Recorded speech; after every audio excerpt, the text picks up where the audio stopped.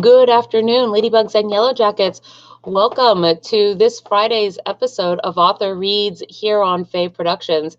I am so sorry that I didn't miss last week's show. We basically ended up being stuck down in the city of Roses because we got stuck in the snowstorm and it was just all insane. We were in a place that had no power, so there was just nothing. There was no Sunday show, there was no Friday show, there was no anything. So thank you all for being here with us this afternoon. I want to get our first things first out of the way, which is like, subscribe, and today thaw the bell, since we do something new to our bell every show this year. Today is thaw the bell. Maybe that's also me projecting my hopes. I have a kitty who was very lonely while I was gone, and she's insisting on being here and then not being here. So I think she may be around for a little bit for the show today. Yes, please do that. And then also today's show is sponsored by Eclectics Marketplace. And Eclectics Marketplace is your resource for all things Renaissance, medieval, fantasy, Celtic, piratey, so much more. They are a free-to-use index site, so they have listings of all the crafters and performers and events, things that you may want to attend, and you can search those if you're looking for a product or something to go do. So if you are one of those things, like a vendor or performer or an event producer, you can get yourself listed on their site for free. They have been doing that basically since COVID hit, waiving their $30 annual fee. Just to go there and send them a message and fill out their little form. It's actually quite easy to do, and it has grown exponentially over the last year with getting some good traffic pickup now. So please go check them out, whether you either want to support handmade vendors and the community, or if you are part of that and want to have a good place to be listed. Their information is in the low bar and in the ticker right there. You can find them before, during, and after the show at your leisure. And the vendors are actually handmade, huh? Yes, they are. So they're largely Renaissance convention, people you would see in a dealer's room or at a market, at a Ren fair, at like craft bazaars and things like that. So that is what its focus is. So please go check them out. With that said, I would like to introduce to you all today to our author, John Adcox. I've said that correctly, yes? Yes. Whoa, that was John. I'm trying to bend my fingers like you bent your fingers. Well, it's a narrow window, so I have to wave. It's true. It won't be forever, though. It won't be forever. Well, John, thank you for coming on the show today. And I would invite you to please introduce yourself to our audience and tell us a little bit about what it is that you write. And of course, also give a shout out to anybody that you feel needs a shout out. So I always like to give support back. So. Well, starting with the shout out, my lovely wife, Carol Bales, who did the illustrations for Raven Wakes the World and the cool cover design, which I am so proud of. And she also did drop caps. She did custom drop caps that tell a little hidden story. Drop caps are the big letters at the beginning of the chapter. Oh, yeah. The oftentimes look illuminated and cool and like that. Oh, that is cool. So she did custom ones, and if you go through the whole book, they tell a little hidden story within the story. So that the drop caps, and this is so cool because I've never seen it done anywhere. They sort of reflect the mood of the chapter that they're in. And I have only ever seen that one other place. A similar thing where the drop caps went in alphabetical order through the story, and they themselves. What? I'm not that clever. They themselves didn't tell a story, but there was a full page illustration at the beginning of each book that kind of outlined the things that were going to happen in that chapter. So, but the drop caps all went in alphabetical order. That was their thing. So that is actually really cool. I like that. It's kind of like an Easter egg in your book, right? It is. That is pretty special. Okay. Sorry, go Anyway, back to you. I'm John Adcox, and my day job, I'm CEO of a new company called Grammarly Media that's sort of a book publisher, movie studio of the future. We are Oh, looking to disrupt the Hollywood studio model with a methodology for original content that aren't sequels and remakes. And then we'll make the movies ourselves and distribute them. So we'll have global distribution, production, and content discovery, all under one umbrella, which is more fun than it sounds like, actually. I it love sounds like my an job. amazing amount of work, but also, well, I mean, I literally produce content for YouTube, so I clearly have a penchant for, the film and video and all of that sort of thing. So it sounds awesome. So my not day job is writing books. My first one was released from the Story Plant back in November. It's called Raven Wakes the World. It's sort of in that line between fantasy and magic realism. It has to do with Inuit mythology, sort of bleeding out into the real world.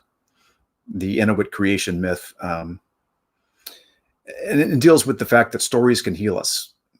This is a story about a woman who's come all the way to Alaska to heal after the end of a broken relationship. And it wasn't an especially healthy relationship, but that doesn't mean its ending hurts any less. So she's come to heal and create, and she hasn't been able to do either one of them until the mythology starts to sort of bleed out around her. So that's Raven Wakes the World. Then I have another book coming out at the end of this year, also in November, that is also a winter tale.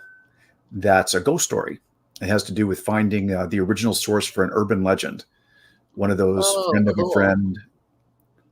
So it's a ghost story that dates all the way back to the end of World War II, and also involves healing and miracles and all that kind of stuff. And then I have another book coming out the year after that's all set at a Renaissance fair that involves the fair folk, which was a pun. I actually got the idea when I was at a Renaissance fair and heard people referring to the other fair workers as the fair folk, and Yes, thought, yeah, there's a story. And so it's coming out the year after. a little play on words there. Yeah, there's a lot of that in there. It's got lots of sword fights and magic and romance and secrets and that sort of thing, and a little bit of Shakespeare. So has 2020 then, obviously you've been productive in 2020. Do you think that that has actually helped move you into doing these things with your film company and your books and whatnot? I mean, you have quite the plan, the timeline of events that takes serious organization. Well, the company, by the way, our website is, if you want to know what I'm talking about, and I'm not going to spend a lot of time on it here, it's Grammarly Media, Gramarye media.com. Yeah, I could have typed that in the comments. Sorry. GrammaryMedia.com. And the pandemic was not great for us. We had a lot of momentum that we basically lost and didn't really get it back until the end of 2020. And 2021 has turned into a waterfall already. So everything that was sort of pent up between the 2020 dam has burst loose in 2021. So, hooray for success, but, it'd been nice to have spread that out a little bit more. Gotcha. But as for writing, I wouldn't say it's more or less. The Christmas book got turned in early, which is great. Our next year's winter book, it's not really sort of Christmas adjacent, if that makes sense. Although next year's has the word Christmas in the title. But the idea that all the mythologies and all the cultures have winter tales, and there's a haunting amount of similarity between them. Call it mythopoeia or whatever you like. I like mythopoeia because I think it's a really cool word. Yeah. From Tolkien, so already it's got magic. But that idea that the winter holiday is a time for telling stories, and those stories have to do with rebirth and renewal and healing, and occasionally a ghost and a mischievous raven. So how did you get into being an author, or is that what you always went to university for and just straight went into writing? I've always wanted to do it. And I've had the luck to have a great number of mentors. My business partner is Lou, and also my publisher for Raven Wakes the World, is a gentleman named Lou Aronica, who was the lead publisher at Bantam Spectra and Avon before coming to Gramarye and the Story Plant. But he's the one who, he's probably most famous for launching the Star Wars Extended Universe back in the olden days. But Wow. yeah, he was the publisher who talked Lucasfilm into letting them continue the stories in books. And hired the writers and all that. Yeah. Mhm. He was also, I had the luck and joy to have Ray Bradbury as a mentor, and Lou was Ray Bradbury's editor. Wow. So that's cool. So those are big names, right? Yeah. So I've had the help of people like that sort of pushed me along. Before that, I started working on a sequel to the Arthurian Legends called The Widening Gyre, which, by the way, will be coming to a bookstore near you in 2023. I've got them backed up for a while. And the biggest problem I was having with The Widening Gyre was I wanted to address as many different versions of the King Arthur story as I could. Oh gosh, there's so going many. all the way back to the Welsh myths, to the modern novels, and everything in between. And they don't always match up. And Right. To make a long story short, the novel was becoming, what's the word? Longish. Longish. And I kept trying to cut it down to make it flow a little bit better. And it was Lou who told me, stop doing that, make it longer. Because what I'd cut was everything that was character, which is, of course, what makes story work. We have to care about the characters. And I had cut out everything that had to do with these people's lives outside of the story. And they weren't human beings. They were parts. And that really opened it up for me. So that's actually the first of a 4-part series. Wow. And so this is what you do full time now, is right? Well, no, I run Gramarye full time. Right. The CEO of a movie studio takes more time than you might think. I would imagine we're building our sound stages and buying land and getting the book publishing side up and running and the game side up and running.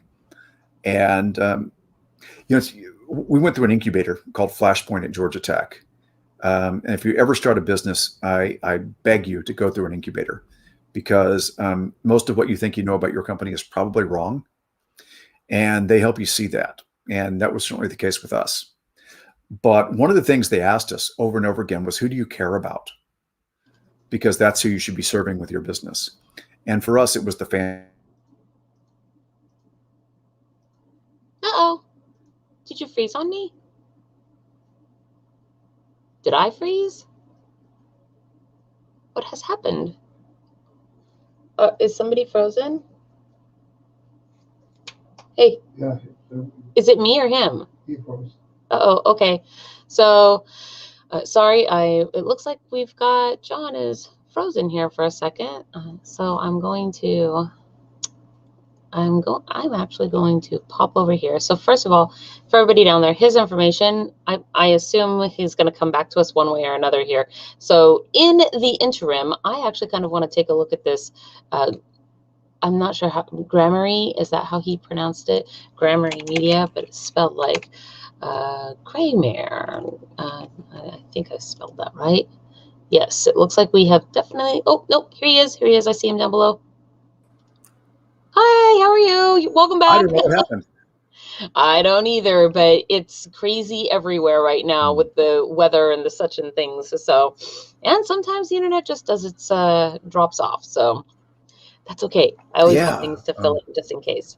You're back. That's what matters. Good. Any idea what I was saying? It sounded pretty good, I think. Yeah. you were telling us about Gramarye. Yeah. Well, that's what I was talking about. Yeah. Well, yes, and then yes. Sorry, I'll just be quiet and you go ahead.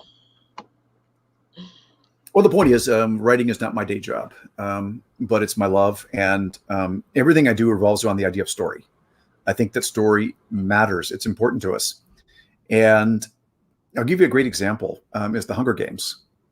Because, if you look at the story on the surface, and I don't mean to get political, But if you look at the Hunger Games on the surface, it is pretty violent and kind of ugly.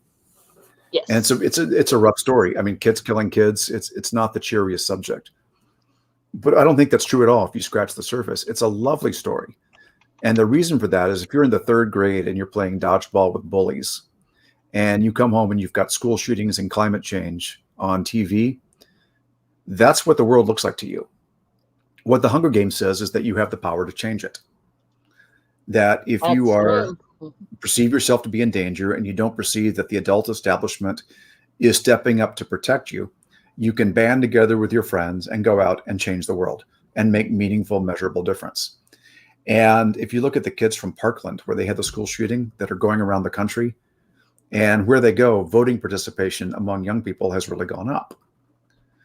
I think that part of that reason is because this is a generation that's grown up on a steady diet of Harry Potter and Marvel movies and Hunger Games that tells them that you can band together with your friends and go out and fight and make a difference.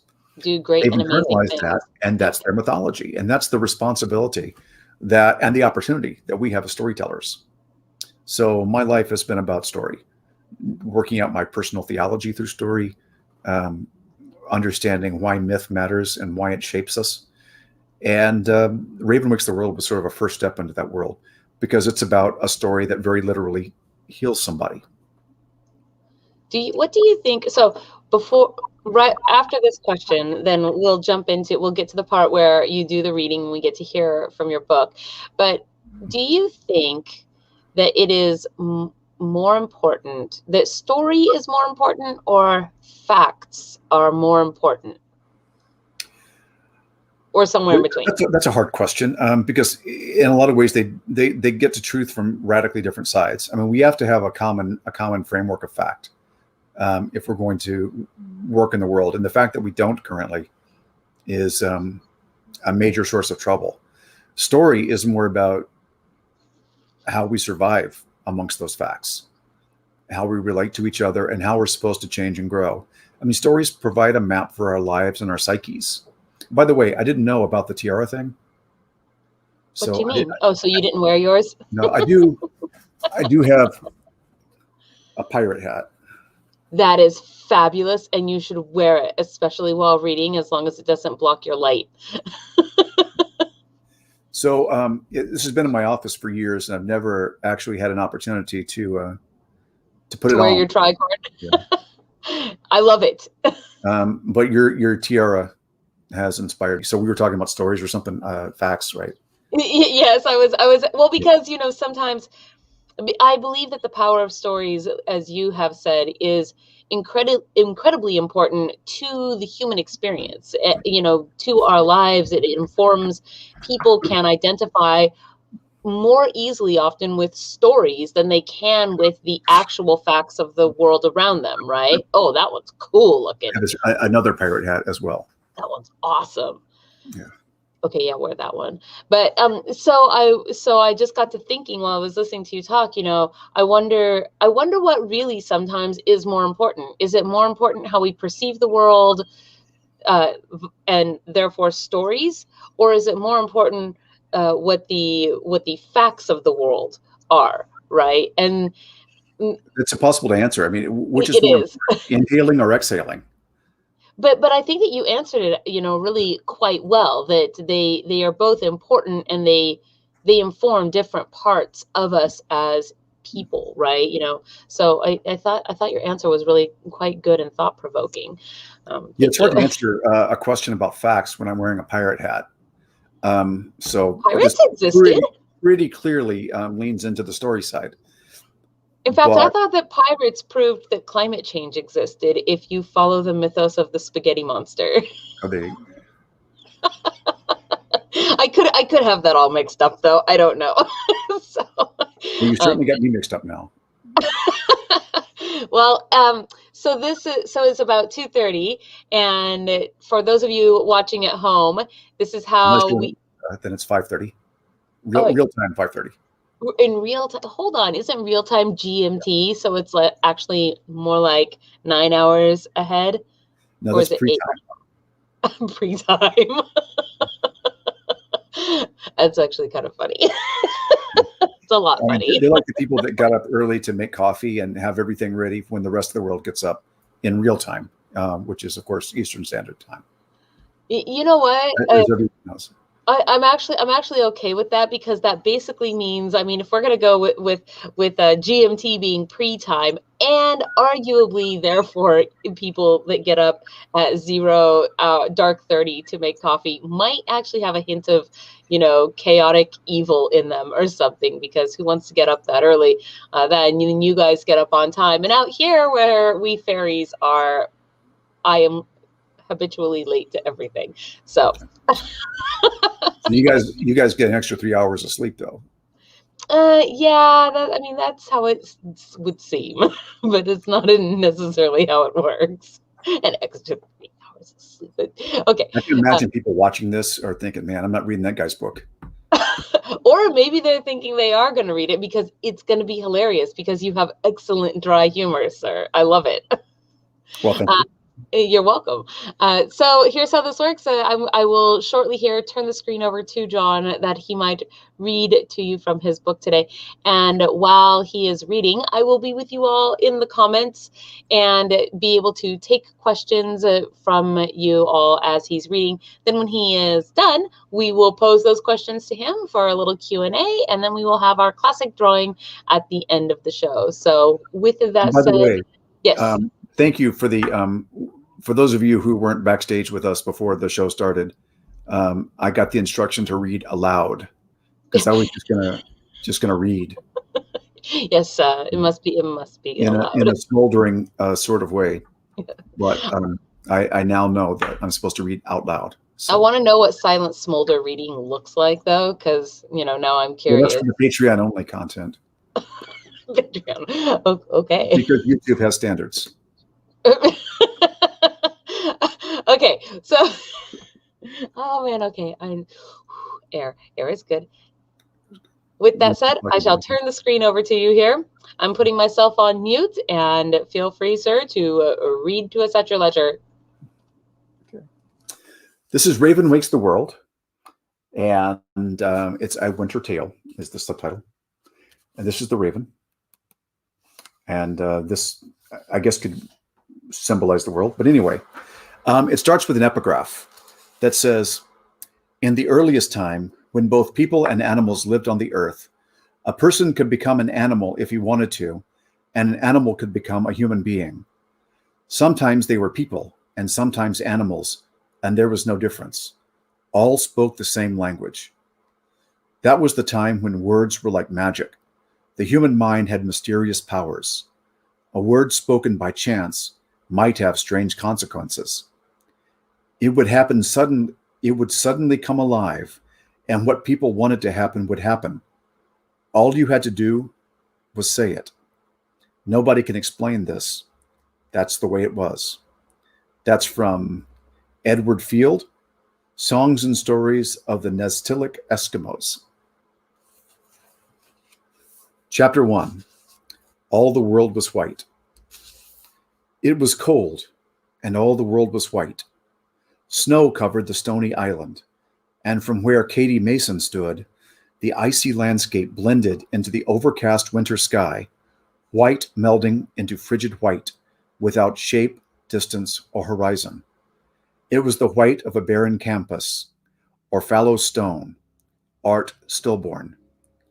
The only change from the stunning, melancholy monotony of white was a single black bird, a large crow, or raven maybe, that circled overhead once, twice, and 3 times before winging away over the still sea toward the frozen rocks of the mainland.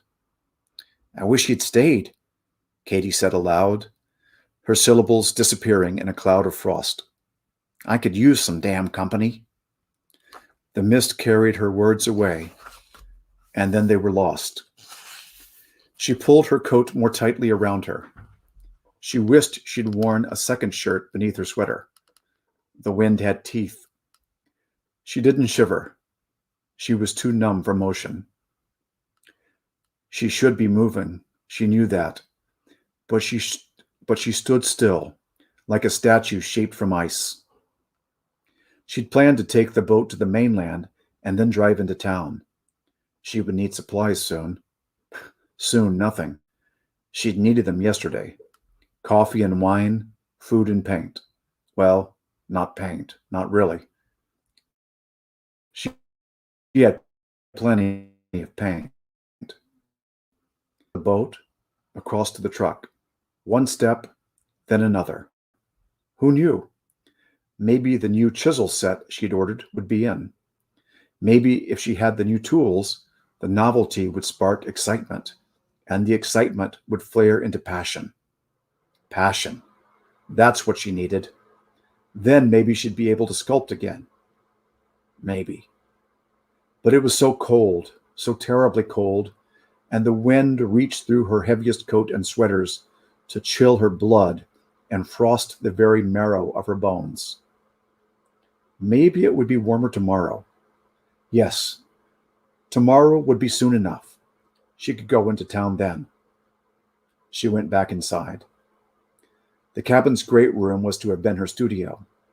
After all, she'd come all the way up here to Alaska, to the very end of the world, to work and to heal. As a studio space, it should have been perfect. It was quiet. The room was dark and airy, at least by local standards, and the windows looked to the east.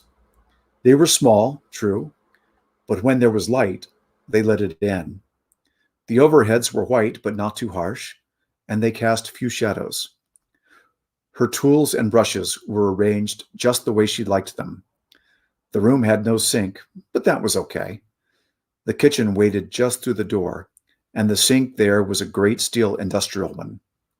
Katie didn't mind walking a little while she worked. She hadn't used to, anyway. She hadn't done any work, though.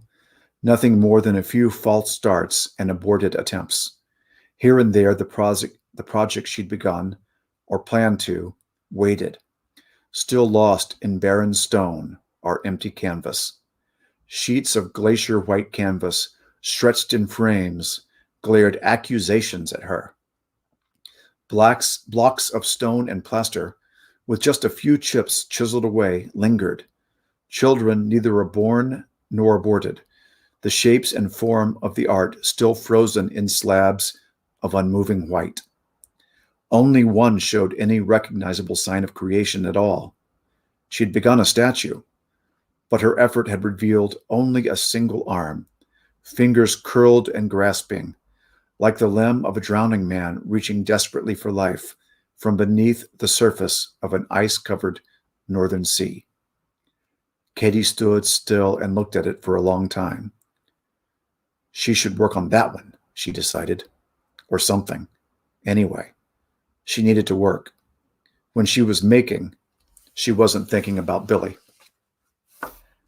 Katie sat down at a work table, one where the summer light was more or less good, even in the Alaska winter. It would be pale bright for a little longer, but she only gazed at the white marble, studying the swirls and textures like the ink in a Rorschach blot. The shapes hidden within eluded her. She could not free them from the stillness of stone. She never even reached for a tool. "So paint then, damn it," she commanded herself. "You're a bloody artist. Bloody create something." She didn't bother with any of the effort she'd started before. Instead, she stretched a new canvas and put up a new frame.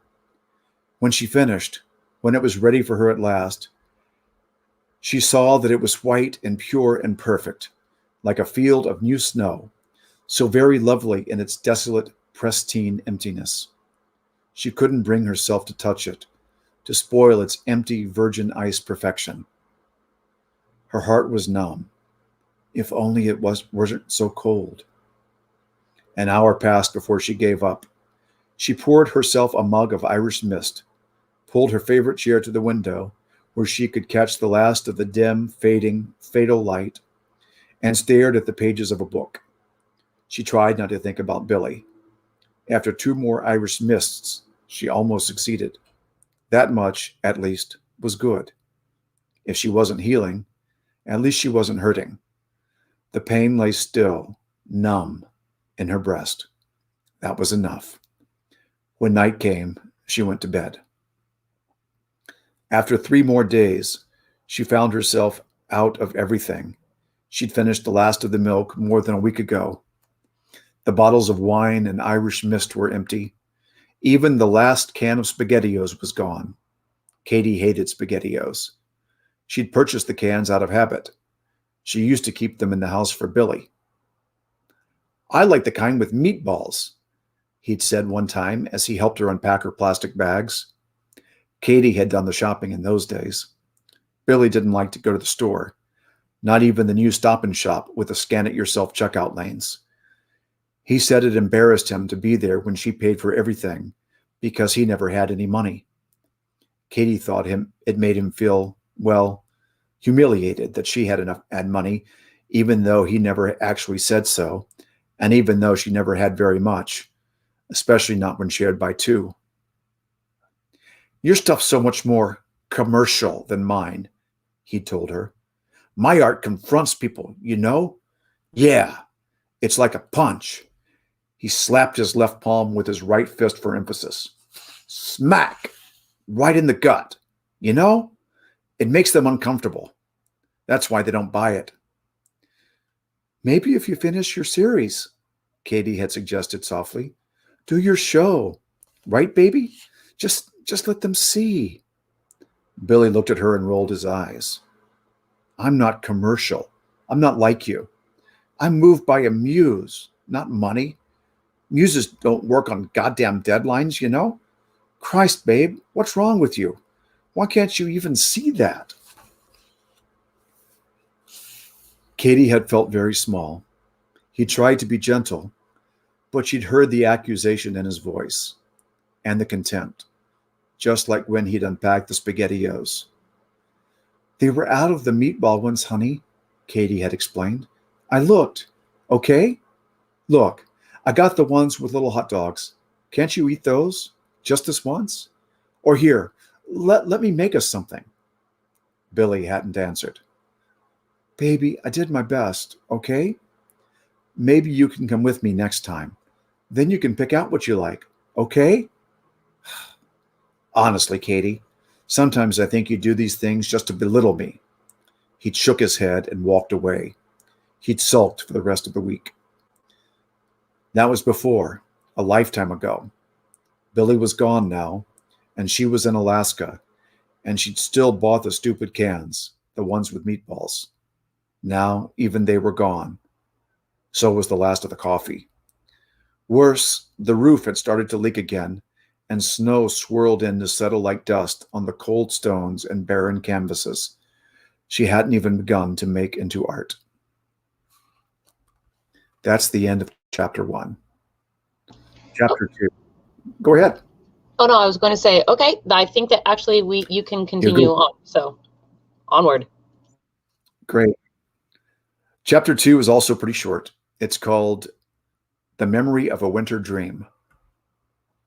After 2 more days, Katie finally went to town, Aurora, Alaska, nestled just a few miles north and inland from the last port where the cruises called. By the way, that's one of Carol's drop caps there. A few of the braver tourists looking for the true northern adventure made their way there, so the town obliged them by putting up authentic Alaskan wilderness lodges complete with jacuzzis and steakhouses, and a few shops and galleries selling authentic Eskimo art and crafts, some of it actually made by Inuit Native Americans. Already decked out in its holiday finery, Aurora displayed itself like a toy village in a crystal snow globe, or a town in a Christmas card, or the memory of a winter dream, too bright and lovely to be real. Katie couldn't help but gasp and smile at the wonder of the town's winter charm as she pulled into the parking lot across from Tall Bear's general store and gallery. The few spaces were full, so she pulled out to find a spot along the street. Main Street detoured around the Aurora Town Square. There, the tall pine in the center twinkled with sparkling color, silver and gold, and a bright galaxy of delicate ornaments hung shining beneath a star blazing on the highest bough. Every shop, building, and lamppost along Main Street had been decorated with garlands of greenery and sparkling white lights, and the windows and doorways wore proud red ribbons beneath wreaths and blinking electric candles. Winter contributed too. Every single bough, and ornament was dusted with snow and hung with icicles. Only the occasional spots of coal black, interspersed in shop windows, doorways, and even on the Christmas tree, seemed oddly out of place, at least to Katie's artist's eye. As she passed, she looked closer. All of the night black figures were stylized ravens set among the golden angels and jolly snowmen. She braked, wiped the frost from her side window with her mitten, and looked again. Her brow crinkled. Ravens? Shaking her head, Katie drove on. A little further ahead, she found a parking place on Main Street, right in front of a row of shops, across and two short blocks down from Tall Bear's general store. Tall Bear's was her destination, but Katie lingered, walking slowly, looking in the windows of the souvenir galleries. Rows of tiny carvings, stone fetishes, looked back at her. Were those Inuit? Katie had seen them back in Boston. Katie wondered what the artist had thought as they crafted them. Had they felt totem spirits stirring in the unshaped rock, waiting to be freed? Or were they just filling orders, crafting myth forms like crystal unicorns, simply to make a few dollars? In the back of her mind, she heard Billy sniff derisively. Commercial. Behind them, Katie saw a display of paintings, tall canvases depicting winter scenes in acrylic, oil, and watercolor. When she turned her head to the side, she thought she could see animal shapes lurking in the shadows in forms of line and color where sea met rock and ice. Had the artist placed them there? Or were they simply tricks of light and imagination? She found herself rather hoping the latter. It would be good to be imagining things again. Her mind had been cold for a long time. The next window featured watercolors of Alaska natives, stern, dark-eyed faces in winter gear, few of them smiling. Katie frowned. The other shop had been better. The art in Tall Bear's would be better still, light years better. But people bought the pictures here just the same. She saw a couple making a purchase even as she watched. I could sell here, Katie told herself. I could make a living. When she'd first come to Aurora, she'd sold 2 paintings and a bust. They were all of Billy. She had no idea why she'd brought them along. She'd come here to forget, to heal, to leave the relationship and its bitter, broken end behind. When Maggie Tallbear offered to display them in the gallery adjoining her shop, she'd jumped at the chance. When they'd sold, she'd been delighted, thrilled even. But when she created those 3 pieces long ago, in summer, a time of warmth and smiles when the world was green, except when the last light turned it to softly shining gold. She'd missed the pieces at first. The empty places were like missing teeth that she kept probing with her tongue, even when she told herself not to. But over time, the pain chilled to a dull numbness deep in the belly, a hollow place in heart and womb. Mrs. Tallbear had asked for more, and more than once, but Katie hadn't made anything in a few months. It was winter now, and cold. Over time, the bubbling excitement had numbed to apathy. Maybe in the spring, she thought, things would thaw then, and it wouldn't be so awfully, achingly cold. She chewed her lower lip, which was chapped in the cold wind. The couple left with their wrapped package, laughing and touching. They were from out of town. Already, Katie had been in Aurora long enough to spot the tourists. They looked happy. Why on earth would happy people come here? She wondered. Why would they come all the way to the end of the world, where it's so damn cold? For a long moment, she didn't move. She looked at the art in the frosted windows even after she'd stopped seeing it. At last, after a few minutes or several, she couldn't have guessed how many, she shook her head. Enough, she told herself. She had errands. Holding her coat closed against the night wind and snow, she hurried across the street to Tallbear's. Silver bells jingled as she opened the door and slipped inside. She found the store surprisingly crowded. Mrs. Talberry hurried this way and that to deal with customers, while a line of tourists waited in front of the register. Katie shuddered. Crowds, even small ones, unnerved her. They always had, even when she'd had to go to the Stop and Shop for Billy's SpaghettiOs, but especially lately. She waited for a few minutes, standing still and trying to make herself small. Katie's stomach rumbled. She was hungry, she realized. She should eat something. Didn't they always say never to shop for groceries when you're hungry? She could always come back to the store later. Christ, later. Yes, when the crowd was gone. She glanced at her watch. The pub should be open. She didn't think about it. She didn't think it closed between lunch and dinner like some of the other places. She decided to go have a bite. Why not? She could be listless at the pub as well as she could anywhere else.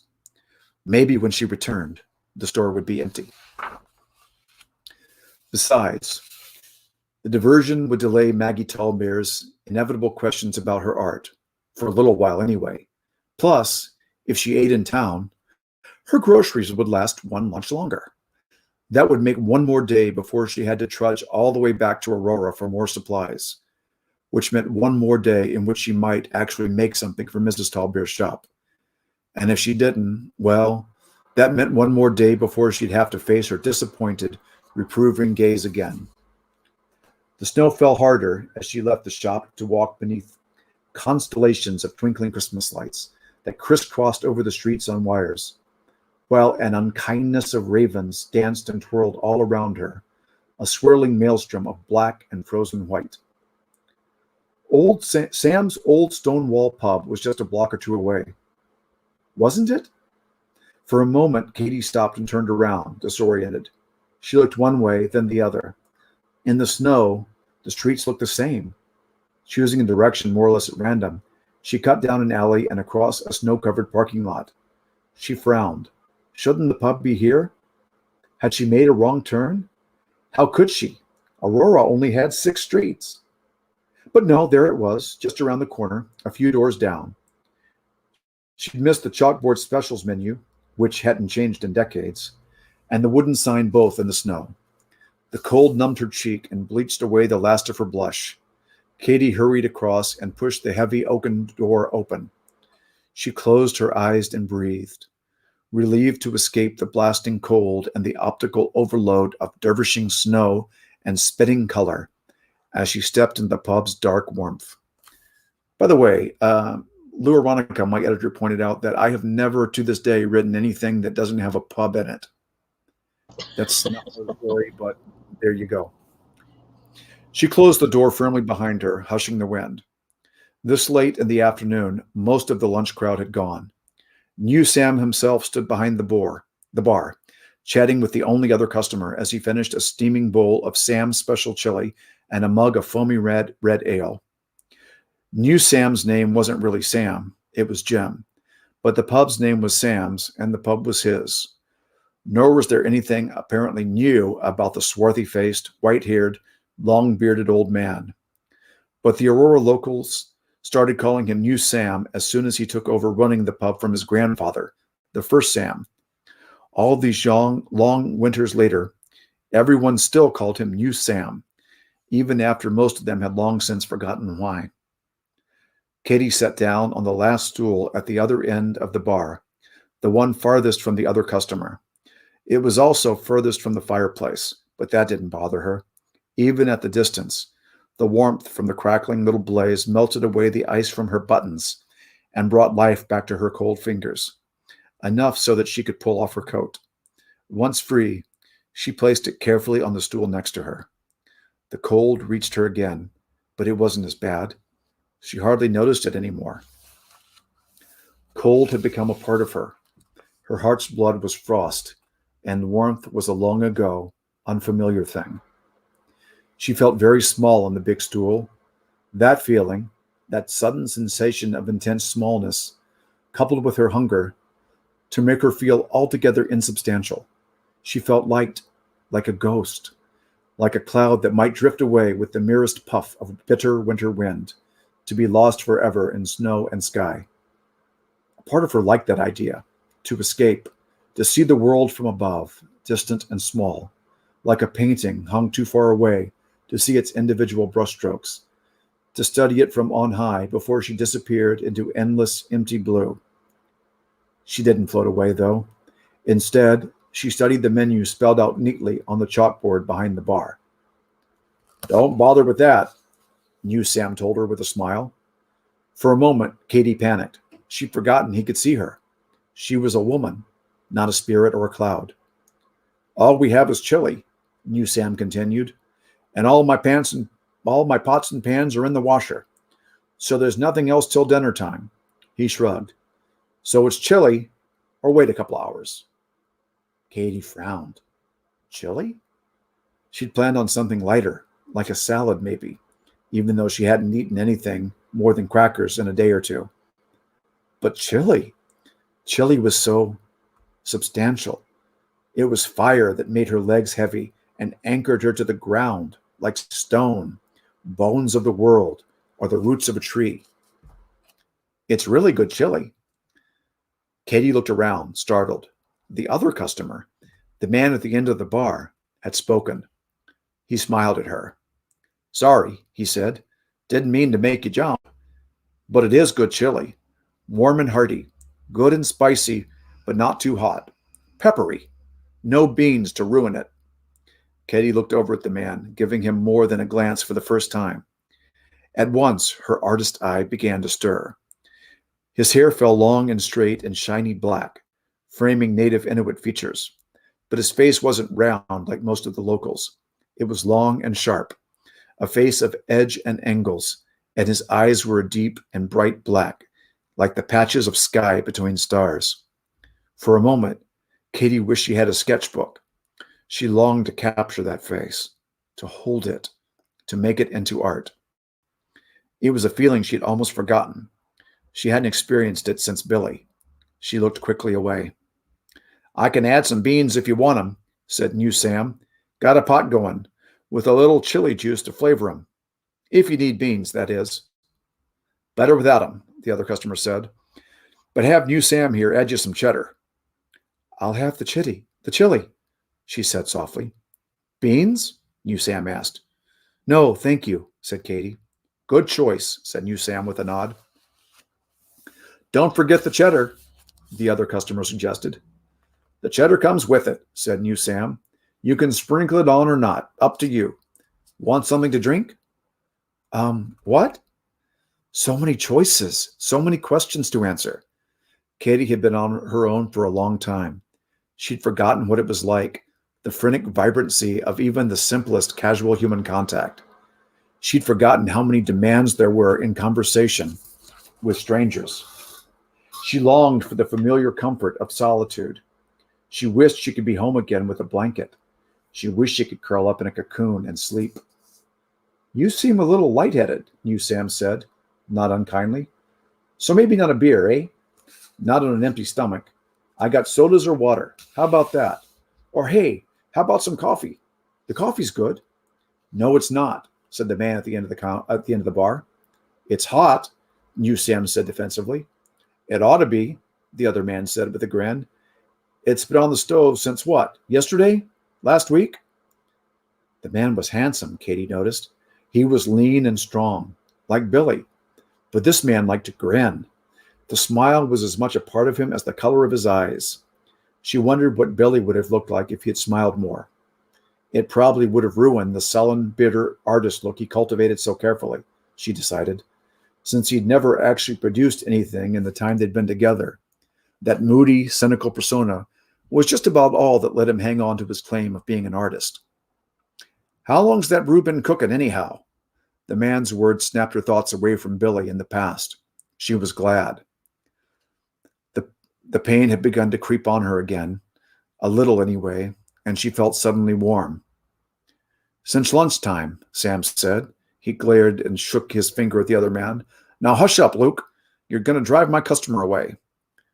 "Besides," said the man, "hot coffee's no good with hot chili. You need something cool. Cool and hot together. That's just the thing. Like the cheddar." He wasn't just handsome, Katie decided. No, he was more than just handsome. He was beautiful. Opposites are always best, aren't they?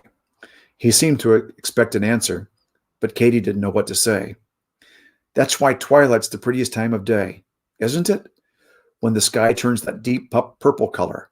You know, it's night and day all mixed together, like a potion. But hey, don't listen to me. I'm keeping you from ordering.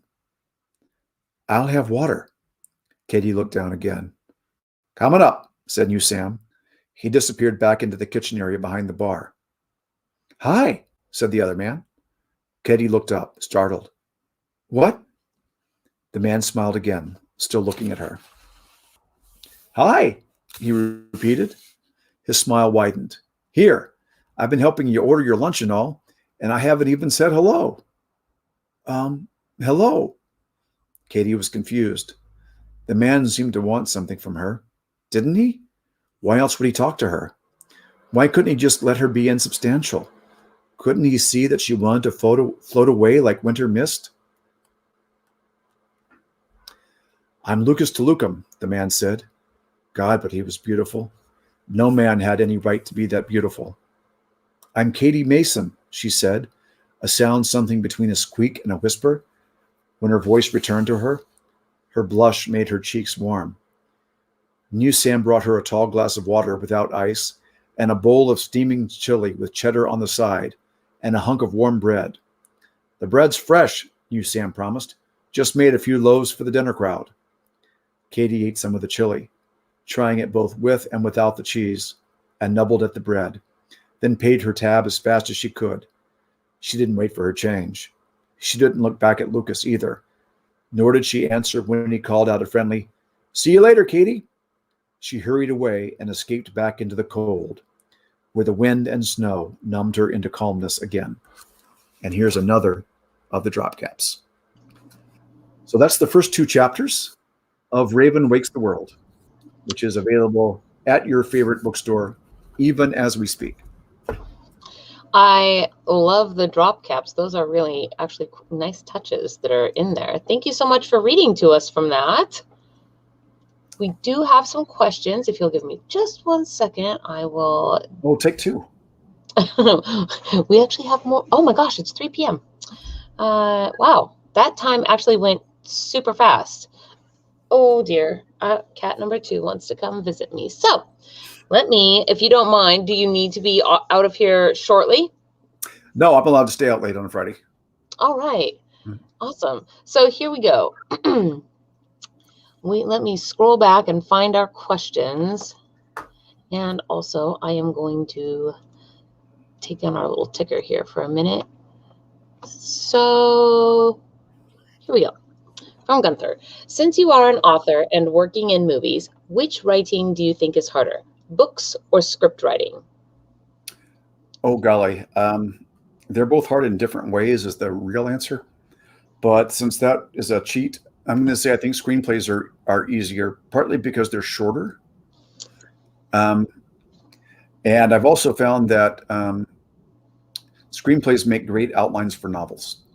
So there was one story I had that, knock on wood, we're actually going to make it grammary, that involves astronauts and dinosaurs.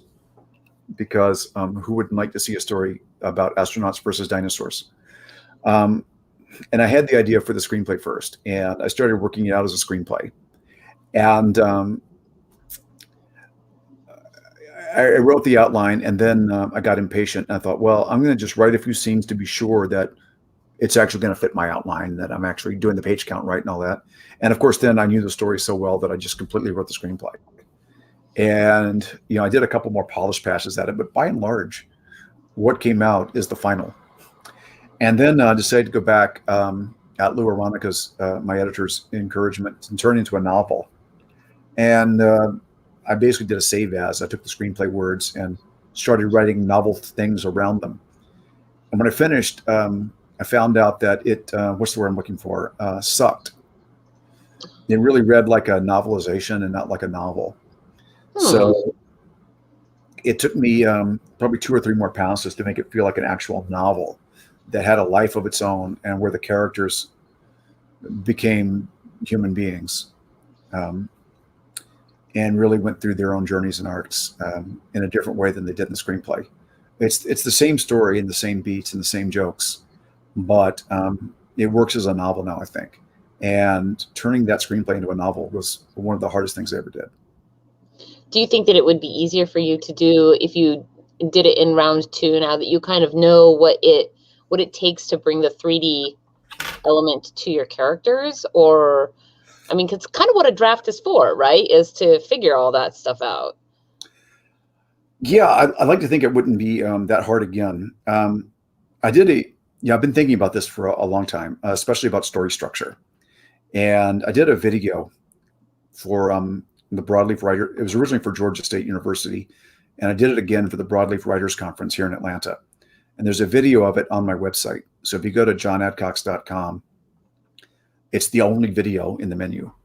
But it tells everything I've learned about story structure. And I've learned that you've probably heard about the 3-act structure before, the beginning, middle, end. Oh, yeah. Yes. Maybe not by that name, though. Or if it was by that name, I just didn't remember. If you're a writer, I am familiar with the concept, so. Yeah, it turns out that's a cruel lie. There's no such thing as the 3-act structure. And in the video, I explain why and how understanding the parts of a story and how they fit together makes it not only easier to tell. I think writer's block happens when somebody doesn't know their story, doesn't know what happens next, or think they do and they're wrong. This gets you past that. It makes you understand how the story works. But more importantly, it shows that the parts of the story don't just drive the action along, they change the character. And they show how that character evolves from the beginning of the story to the end of the story. And once I understood that, telling stories both in screenplays and in novels got a lot easier. That actually makes sense. I was going to build on that a little bit to ask you, but I think you actually kind of answered it. To ask you what you think, what in particular do you think makes a character brings it into like the 3D? Because you've mentioned a couple of times that your characters just weren't. They didn't have their personality to them. Their story wasn't being told. They were kind of cardboard, right? And so I was going to ask, to build on that, like, what do you think it is that actually brings them into that 3D world? I think it's a pretty simple answer. The character wants something. Most stories begin with a character who wants something and someone or something doesn't want them to have it. Harry Potter wants a family and a place to belong. Luke Skywalker wants to leave his aunt and uncle's moisture farm and go off and have adventures.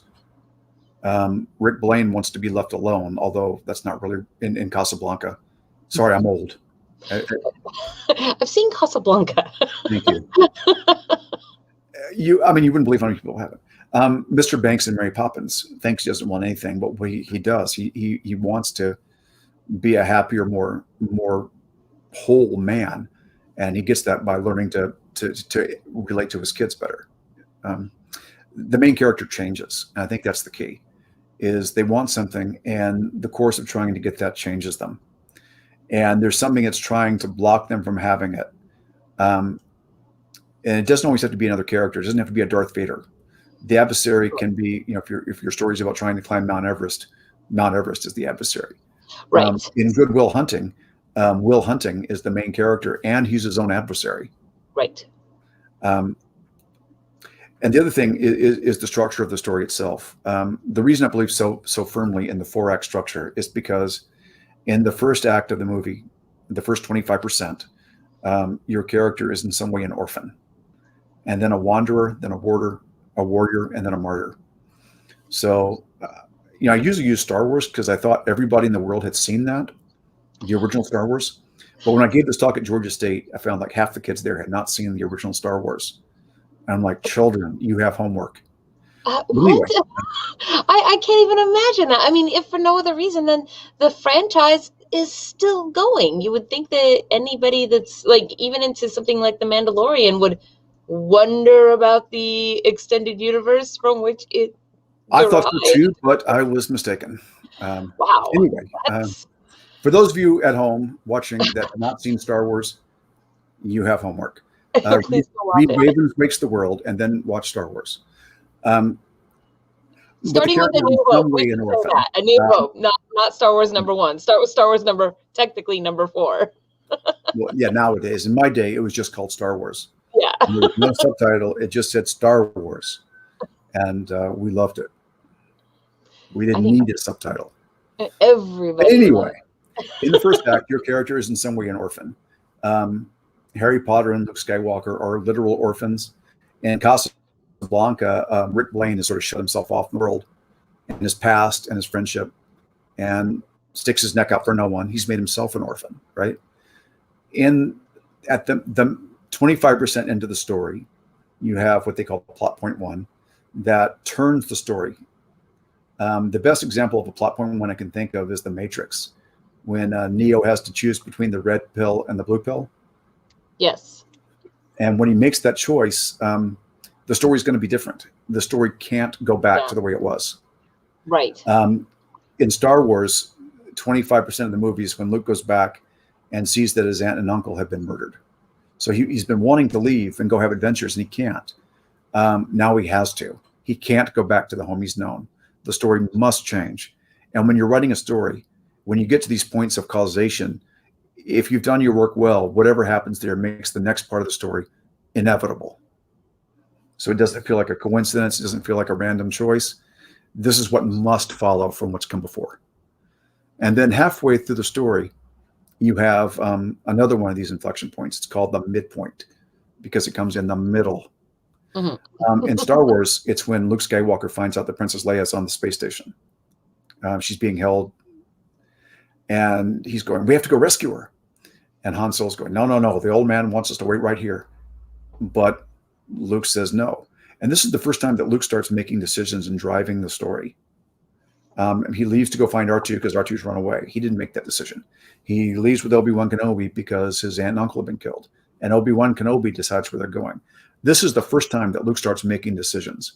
At this point, now he becomes a warrior. Luke has changed. He's become something bigger than he was before. Then in the last act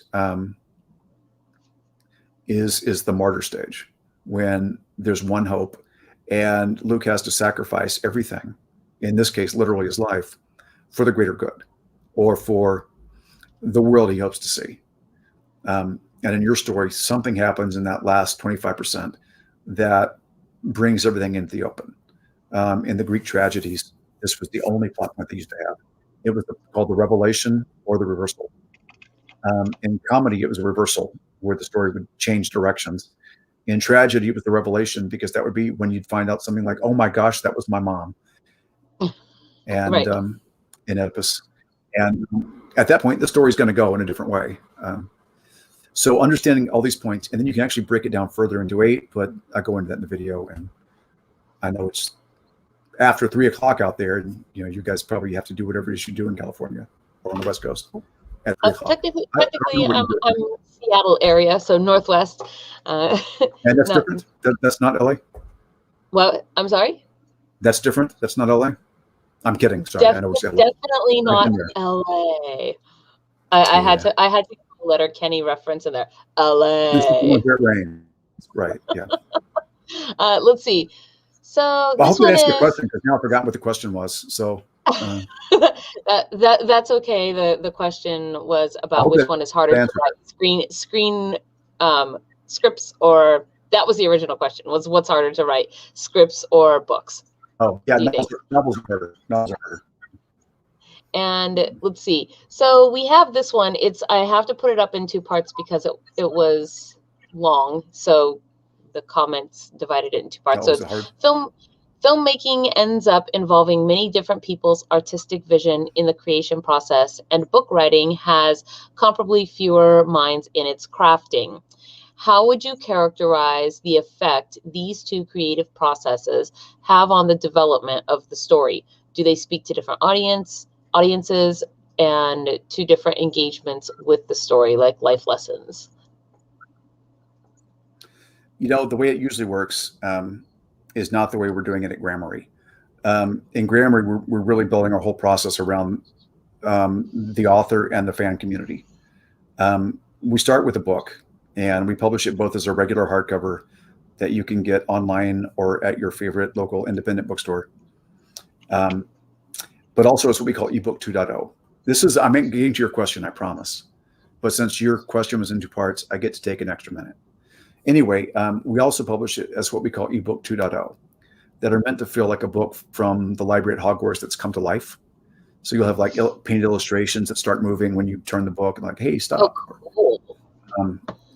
Sound effects that are really subtle, or just things that make it feel magical, as well as story relevant games, access to forums where you can talk with other readers, and it's time locked. So if you're reading chapter 1, you're talking to other people who read it, whenever they read it, but they're still in chapter 1.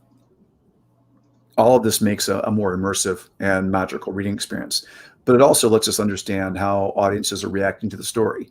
And before this starts sounding creepy, we're not collecting data about you. We're collecting data about the story and where people are responding, what choices they're making in games. All that tells us a lot about. If we see an audience forming around the story, we'll move forward with the film. But the decision-making process is entirely around the author, who we're empowering to act as a showrunner across media channels. Now, that does mean learning to collaborate, which is a skill. And we spend a year teaching them things like that. But it also means that we're responding to what the fan community is telling us. I mean, one of the things I hear most often from fan communities is, why don't they just ask us? Quite brilliant, really. Okay, that's what we're going to do.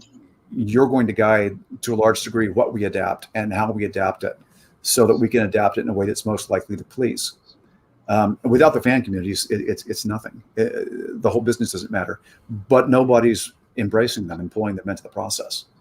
And of course, we reward you for that with, game stuff and stuff. But by and large, it's a way for us to listen and for the author to be able to make decisions as that story. Now, the author may not write the screenplay. They may, but they don't have to. But they are responsible for protecting the heart and integrity of that story without necessarily being precious about every single detail. Now, my own experience, I had a TV show pilot that was optioned by a production company that's under the umbrella of one of the big studios. And it stayed under option for many, many, many years. And this is going to sound like a Hollywood horror story with development hell and all that. And it was development hell, but I was treated like a king. They were really great to me. They worked with me on draft after draft after draft. And despite what you hear, it got much, much better with every draft it went through. It really got stronger. In some ways, I felt like they understood my story better than I did. Now, there was one change that I really disagreed with. They wanted me to see the main character assemble his team. And I wanted to start with the team already intact and sort of start in the middle of the action. And now that I have the rights finally back, if I ever do anything with it, I don't think I can undo that, because to me, that's how the story goes now. But that collaboration really, really, really made it stronger. So it really depends on the strength of who you're working with. If you surround yourself with really smart people who have the same passion for the story and really want to elevate it and want to help you and not snatch it away with you and give it to somebody else, then it's a great process, and I recommend it highly. So we'll take one more question here. And before we take the question, I just want to say to everybody out there, now is the time, because after this question, we will do the drawing for the free book. So now is the time for you to put your name into the comments section if you would like to be entered into the drawing to win the free books when we're done with this last question. So if everybody types your name, how will you know who won? I won't, but that's why your name has quotes around it. So, and that's the only way for me to do that. And we have had some comedians out there, some coyote characters that have literally put your name. Normally I can see people's actual handles, so it's kind of a joke, but sometimes depending on where people are watching from, I cannot see your handles. So please put your actual name into the comments so that I can see who you are, just in case. Also, please be aware, if you are watching from a a shared link on Facebook, I probably will not be able to see your name. It's best for you to watch on YouTube. So yeah, that's one of the downsides of this, is that when people share and share and share, I can't actually follow all of those places. That's why it's best to watch on YouTube. So Sorry, y'all.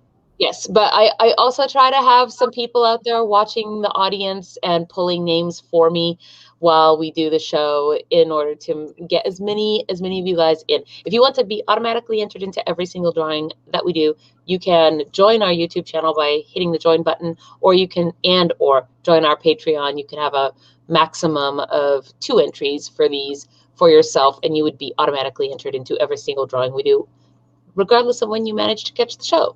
So that brings us to our last question. I think I like this one. Would you be okay seeing someone else take one of your books and adapt it to screen, or would you rather do that yourself? It depends on the book. With the King Arthur, the Million Word King Arthur series, I have no idea how that would be adapted.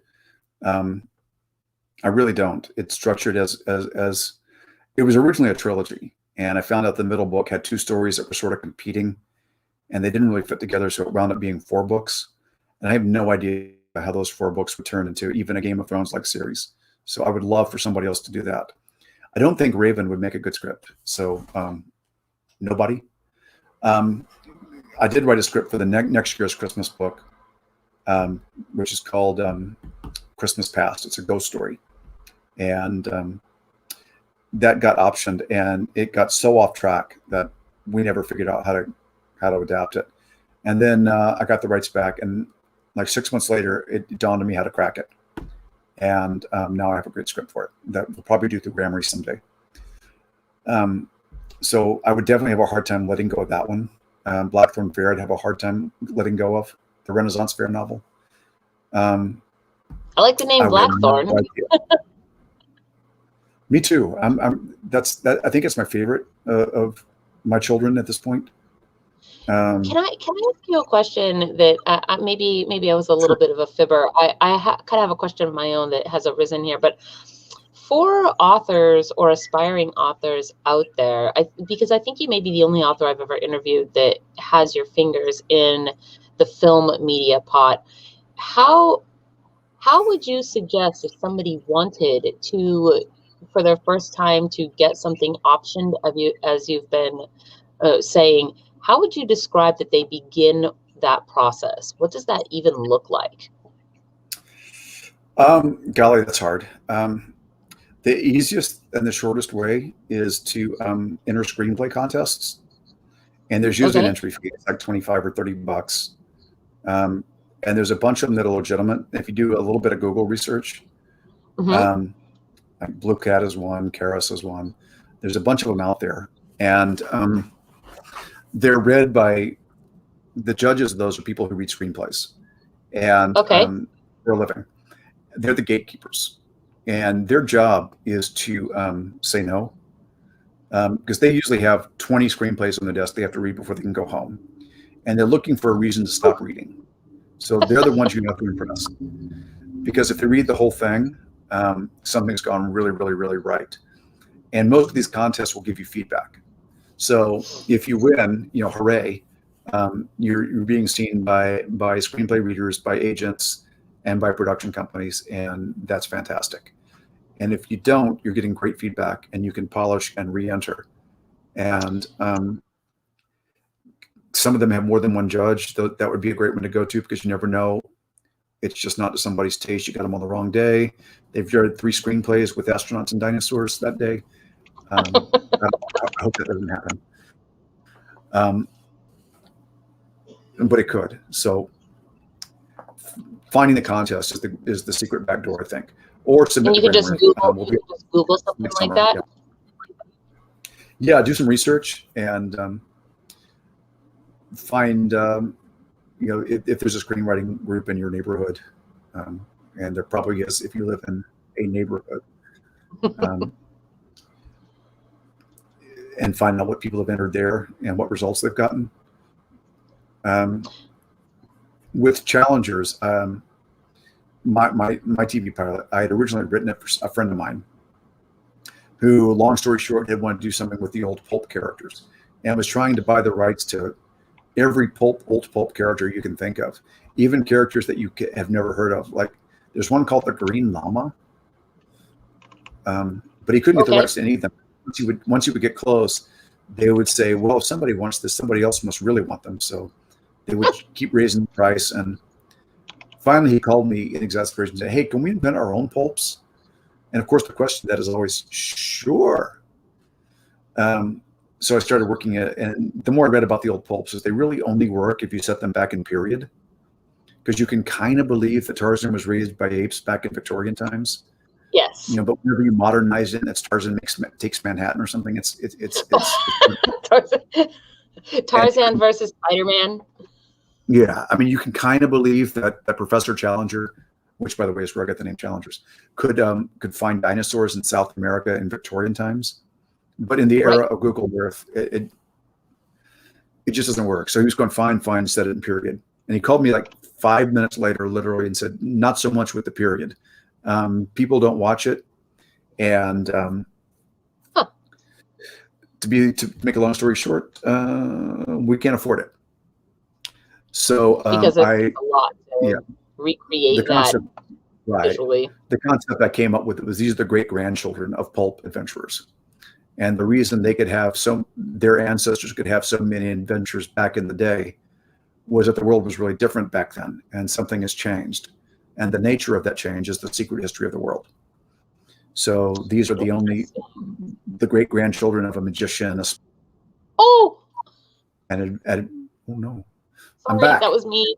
No, that was I totally hit a wrong button while I was trying to get all the names. I'm so sorry. So anyway, I wrote that script, and he wound up not getting his funding. And at that point, I had enough contacts through him that I took it to a guy who was a creative executive at one of the major studios, who ghosted me. He didn't write back at all, which really shocked me because I thought he liked it. But then it turned out he was leaving that company and going to another production company, and then he called me. So he wound up picking it up there, and we worked on it for years, and I literally got the rights back not too long ago. So I'll probably go back to it at some point. You have done unless you have a friend who can call you, then the contests are the back door, and that's the way to go. Well, thank you for that insight. Sometimes a lot of, I think that a lot of barriers for people are simply just a lack of even knowing where to begin or how to ask. You can't ask about what you don't know about or even have a clue about, right? And sometimes that's all people need is to point me in the direction, and then they can, they will go off and do it. But sometimes if you don't even know what that is, it's quite difficult to know how, where to look. So thank you so much for providing that. And so with that said, format correctly, because that's the first reason they'll stop reading. So be sure you know screenplay formatting. Yeah. Yes. Well, if you're going to enter a screenplay contest, kind of important, anyway, right? Sorry, go ahead. No, that's okay. That brings us to the drawing. And so today we're actually going to be doing 3 drawings as I understand it. We're going to do one for one hardcover book, signed hardcover, and then 2 ebooks. Do I have that right? That's correct. All right. So I have all of them. Let me know whether you want a Kindle ebook or an EPUB ebook. Okay. We will get that after the show, depending on who our winners are. And with that said, I think I've got everybody in here, all our Patreon patrons, our YouTube members, and everybody from the comments. Am I missing anybody? Did you find anybody out there? I didn't see anybody.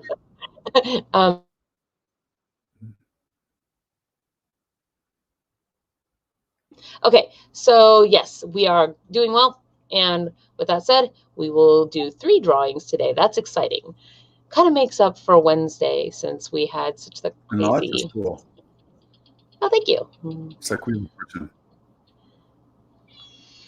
Okay, so congratulations to Meg Turner. Meg Turner, you are the winner of the hardcover book with did not want to come, like no words wanted to come out right there. And so we will go on to number 2 for ebook number 1. I'm going to write that down too. Joel Wyndham. So Hey, Joel. Meg Turner, Joel Wyndham. Congratulations, Joel. And our last drawing, I'll take you off the list there, is ebook number 2, Lyric J. Congratulations. That is very exciting. Yay. And I still hope that's your real name, because that is awesome. I know this person personally, and I can tell you that at least some part of that is their real name, but I will not reveal. I will not reveal their secrets. So, yes, let us see here. Thank you so much for coming. Drawings, this is one of the drawings in Raven Wakes the World. Oh, let me enlarge it. Let me embiggen you here. Anyway, that's nice. One of the. Speaking of drawings, that's a drawing. And these were all done by your wife, which I just think is fantastic. They were.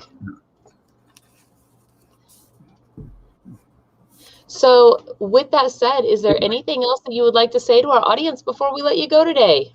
Well, first of all, thanks. This was an absolute blast. I really had a good time. Secondly, that video I was talking about where I talk about story structure and character and how to put together a novel or screenplay is on my website, johnadcox.com. Okay. As is my contact info. So if you have any other questions or if you want to keep in touch, drop me a note. I'm on the Twitter and the Facebook and all that.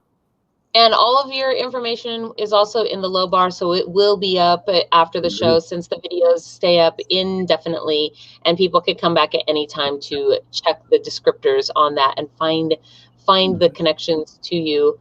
So with that said, also, I know that the future who find this on the YouTube in the far future. Yes, I was going to say it. Let me know when you do, because I always like to give the follow backs. So, and with that said, also we will be having some bonus Patreon content here. It may take a minute because we're discussing a live a recording of a reading. So with which I will send, and Her Highness will pick one of the two or both. Yes. It's up to her. She picks. But I don't it will happen. So if you are on our Patreon, if you hate it, you can just stop listening. But don't. I'm pretty sure you won't. All right. Is there anything else that you would like to say to everybody today? You know, I've talked a whole lot tonight, and I'm not sure I have anything left. But do keep in touch. Drop me a note. Follow me on the Twitter or the Facebook, and I will follow you back. All right. That sounds awesome. Thank you so much for joining us today. And we will bid you a good evening. Keep in touch, y'all. Bye-bye. Bye-bye. Hello, friends. This is Gone for Hammerhands. Thank you for checking out Fairy Princess Lolly's channel. If you enjoyed this video, please hit the like and subscribe button. And if you'd like to support these magical creations, fly over to our Patreon and join the fairy family. Safe travels.